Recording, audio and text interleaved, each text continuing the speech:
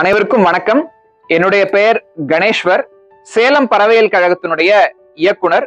பறவைகள்ல நிறைய ஆராய்ச்சி செஞ்சுட்டு வரோம்.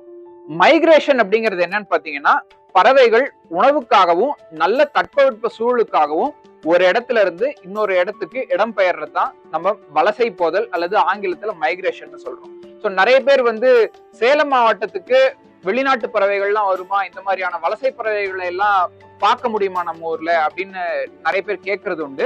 நிச்சயமா முடியும்.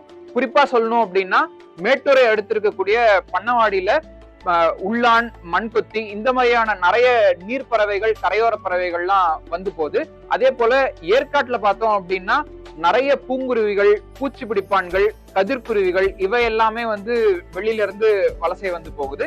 அதே போல ஆத்தூருக்கு அடுத்து இருக்கக்கூடிய பெரிய பெரிய ஏரிகள்ல ஐரோப்பாவிலிருந்து வரக்கூடிய நிறைய வாத்து வகைகள் ஆண்டுதோறும் வந்து போயிட்டு தான் இருக்கு. அதே மாதிரி நம்ம வீட்டு பக்கத்துல ஏதாவது வலசை பறவை பார்க்க முடியுமா அப்படின்னு கேட்டா நிச்சயமா முடியும்.